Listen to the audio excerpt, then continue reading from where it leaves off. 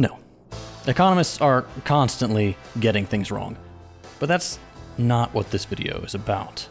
Here in the US, we have a bit of a love-hate relationship with economists. We disagree with them on just about everything, but tune into any major news channel anytime anything happens, and there they are, telling us, well... What are investors supposed to take away from this? I'm not sure, John.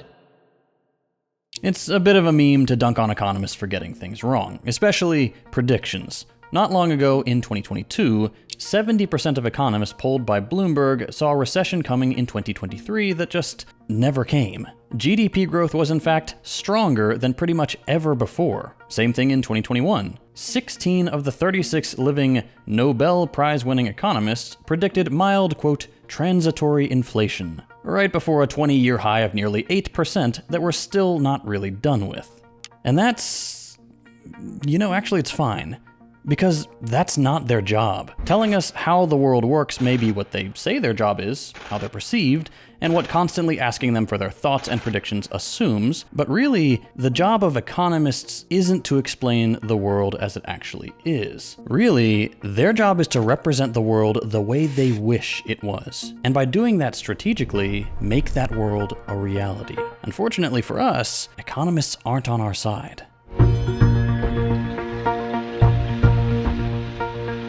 But first, it's ad read time because I've got to pay my bills. Let me show you something real quick. Google your name. I know you have to open another tab or switch apps, just do it real quick. Odds are some of your personal information comes up, right? If I search my name, it's just my public social media accounts. Want to know why? Because I use Aura, the sponsor of today's video. If you've ever wondered why you're constantly harassed by spam calls, texts, and emails, here's why. There are companies called data brokers whose sole purpose is to find and sell your data. They do it without your consent, and they make billions selling it to marketers, scammers, and even stalkers. And while they're legally required to remove your info if you ask, they make the process confusing and difficult on purpose. This is why I'm always recommending Aura to family and friends. They take care of everything for you. They remove your data from these sites, and they keep it removed. Aura is an all-in-one digital security tool. You may already use some other basic app, but not using Aura is like locking your front door, but leaving your back door wide open.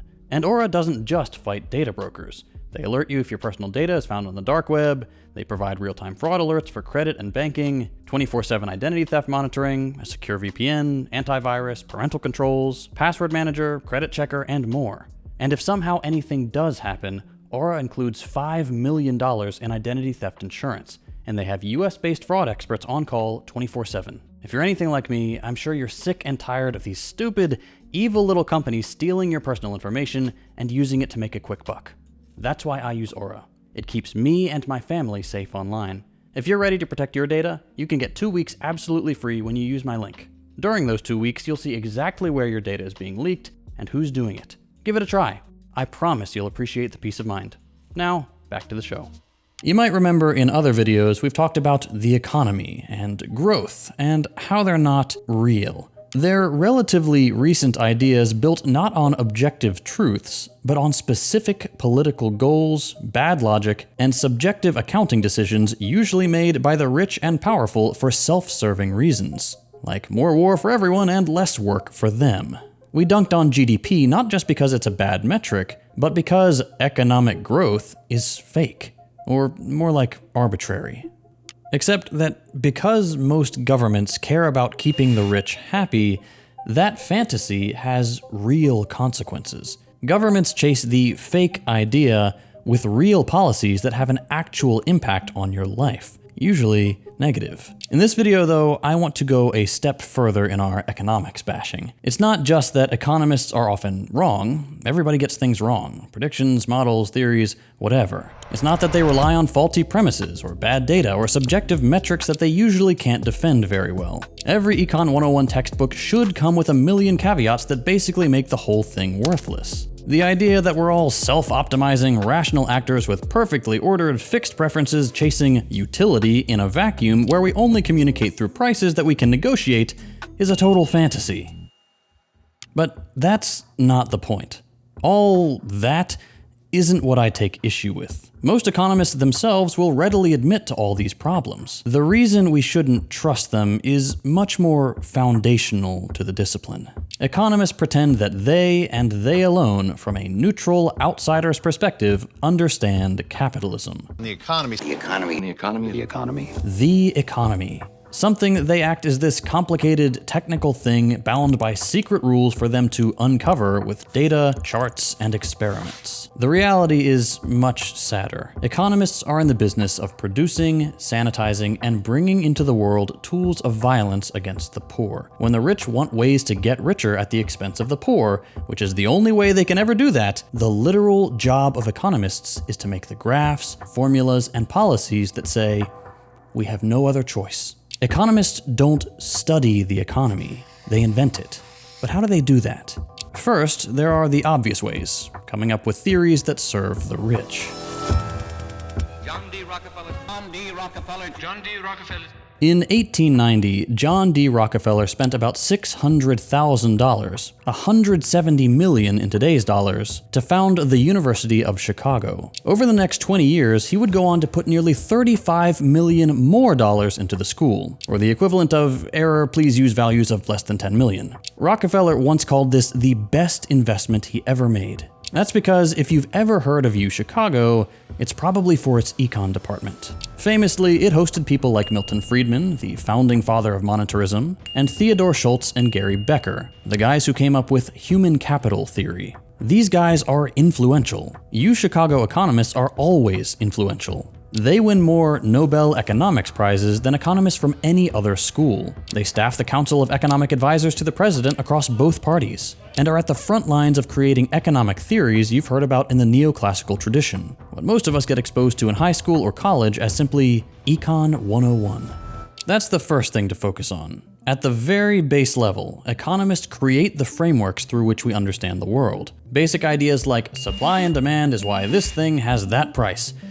That's a pretty uncontroversial, mainstream idea most of us are not just familiar with, but that we implicitly believe, even though, when you really think about it, you can probably name 1,000 counterexamples. Prices change over the course of a product's lifetime, or randomly by the day, or by the computer and IP address you're using to access it, or how well the guy who's selling it knows you, or if you get a discount for buying more than one, or if you're using a referral code. Means TV link in the description. Then there's the fact that nobody treats a phone from one company as the same as a phone from another company, or even one model or color as the same as another. The very idea of there being a supply of phones and a demand for phones is an abstraction. It doesn't really exist because every phone is its own product, and its price is just one of its qualities we take into consideration. It's not just tacked on at the end either.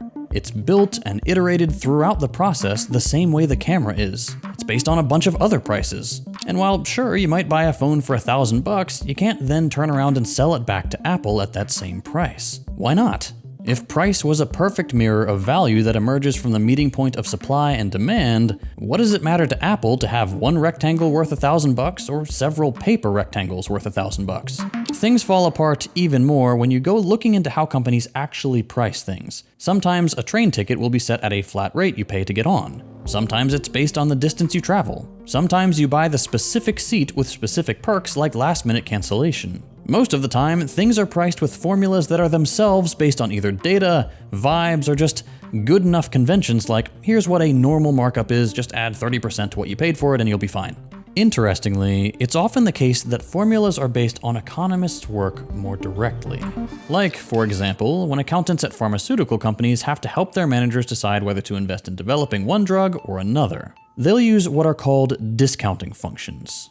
Basically, a formula that lets them put a present price on future drugs. Discounting functions are based heavily on the economic theories fleshed out by the economist Irving Fisher. His formulas were first mainly academic, then went into financial accounting textbooks, and then turned into common practice.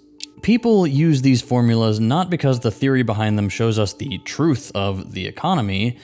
Fisher's theories were just that, theories about where value comes from, to which his answer was future profits. But discounting functions have helped to build a world in which, some of the time, Fisher's theory does apply. Future profits do determine price in some cases, not because Fisher was brilliant, but because he was useful for shareholders. The world was retrofitted onto his theories, built around accommodating the fact that discounting functions could and would be used because those who had power adopted and deployed them. Discounting functions, as investment technology that managers use, implicitly put the interest of shareholders first when making decisions about things like developing drugs. Fisher's idea of value is just a theory. It's a political opinion, really. But it's also a tool that an economist built that served the rich. So now, the drugs we produce in a capitalist society are indeed based on future profits. A similar thing can be said for supply and demand. The idea isn't a universal truth, we know that, but it does color how we think about the world. And it means that some companies can jack up prices and blame it on scarcity. We just don't think about that much. Economic theory glosses over this agency. It glosses over the 1,000 little decisions, moments, conventions, laws, individual people you need to have actually make something, make the place to sell it, make the money to buy it with, and have the transaction happen. Economists assume money, markets, prices, transactions all spontaneously appear out of thin air, and that all that history just evaporates the moment you and I decide to exchange something. And they've built theories and tools around this that come to have profound impacts on our lives. But that doesn't just happen. For economics to be performative, economists have to actually get involved in performing them. And that usually means doing experiments. You might have heard of this already, but UChicago is famously known for producing the Chicago Boys, a group of Chilean economists who were some of the first to do neoliberal economic theory in practice when they directly advised the Chilean dictator Augusto Pinochet.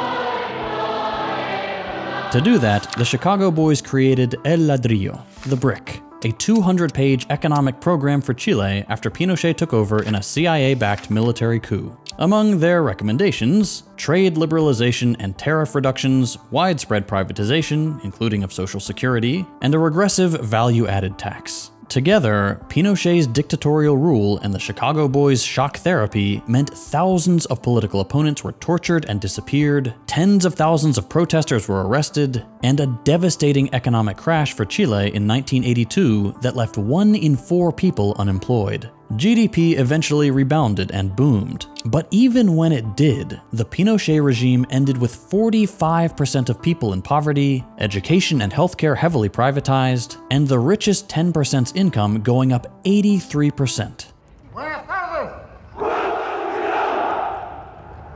When Pinochet stepped down, Chile was the 8th most unequal country in the world. Milton Friedman called this a miracle.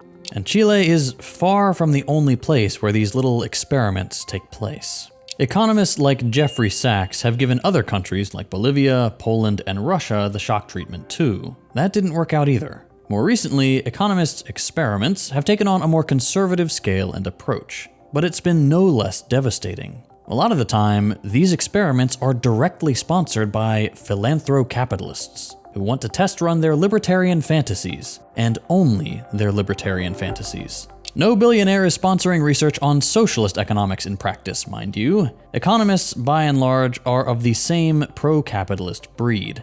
Left-wing, anti-capitalist work in political economy does exist, quite a lot of it actually, and it's remarkably thorough, but it's just not getting this kind of support and attention, whether that's in the media or when it comes time to do the government work. In any case, in other instances, these pro-capitalist neoclassical economists work more directly with governments. In Egypt and Peru, another economist, Hernando de Soto, got to flex his theories about the economy.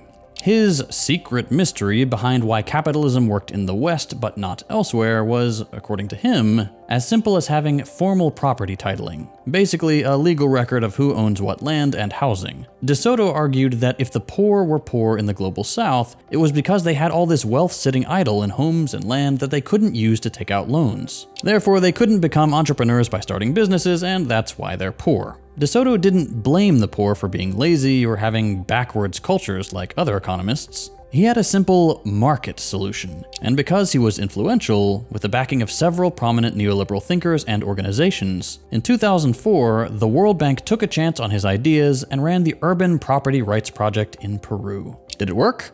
No. Quote, property titling had produced no increase in credit to the poor. How about in Egypt? There too, DeSoto ran his experiment. What was that result? Quote, the evidence available shows that there is little or no positive impact. The impacts we did see were property owners getting more rights and tenants getting screwed over a lot more. Rents were jacked up under the new titling system that made selling plots easier for owners, especially big owners, which makes sense. If the only asset you own is the house you live in, property title or not, you're not gonna sell it unless it's the very last thing you do. With all this land being made into liquid assets, though, the wealthy could speculate with it, buying up more of it pretty easily during economic downturns that forced the poor to sell them off, and concentrating wealth in fewer and fewer hands. And if the wealthy didn't get there first, tons of small owners, and I do mean exclusively small owners, lost their land when they couldn't pay what loans they did take out, and the bank took their collateral. From the Economist point of view, though, this all just looks like growth, because suddenly so much more wealth was visible. The whole thing was a total flop. People just weren't taking out loans now that they had property titles. And that makes sense because DeSoto's theory was based on bullshit. In countries like the US, where he was supposedly taking inspiration from, most small businesses don't need to borrow at all. When they do, the most common source of loans is credit cards. Using your house as collateral isn't even an option for most people. Obviously, property titling wasn't what made capitalism work in the West. Imperialism was. But that doesn't make for good economic experiments from the World Bank's perspective. But we've gotten off track. The worst part of this isn't that DeSoto got it wrong or based his theory on nothing but vibes. Economists do that all the time. That's not what this video is about, remember? It's that his theory actively reshaped politics in several countries because the rich and powerful could benefit. Before DeSoto, poor people had power when they could keep the rich at bay by holding land and housing in common or with informal titles that made it hard to buy up. They had power when their wealth wasn't too liquid and tied up in small assets like livestock. But this one economist's theory and his little experiments and the mountains of support from the world's richest and most powerful people actively destroyed that power. Titling programs meant foreclosures and evictions targeting the poor. It meant more people having to find work outside the home for large capitalists who now owned more. It meant courts, bailiffs, prisons, and armed police being hired to enforce these new property laws.